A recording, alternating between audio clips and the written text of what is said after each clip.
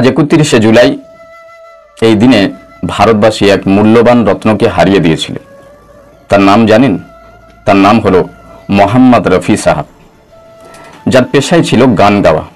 সৃষ্টিকর্তা তাকে অত্যন্ত ভীষণ সুন্দর কণ্ঠ দিয়েছিলেন, যার মধুর কণ্ঠের গান থেকে শুরু করে গজল, আজান একসময় মক্কা মদিনা পর্যন্ত ছড়িয়ে পড়েছিল। তিনি ছিলেন মোহাম্মদ রফি সাহাব। ঠিক এই দিনে 31শে জুলাই, সাল ছিল 1980, মাস ছিল রমজান মাস।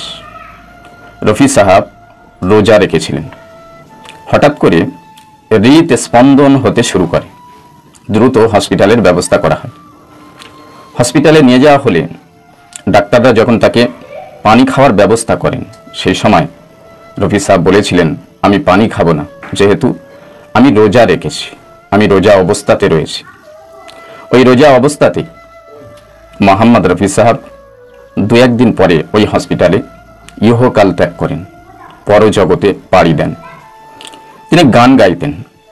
যারা গীত প্রেমিক তাদেরকে অনেক গান উপহার দিয়ে গিয়েছে। এটা আপনি সমর্থন করতে পারেন, নাও করতে পারেন, কিন্তু তার মধ্যে যে আল্লাহ ভীরুতা, তিনি যে কতটা ধার্মিক, এটা মানুষ চিরকাল মনে রাখবে। মোহাম্মদ রফি সাহেবকে সমাধিত করা হয় মুম্বাইয়ের জু গার্ডেনের এক গোরস্থানে।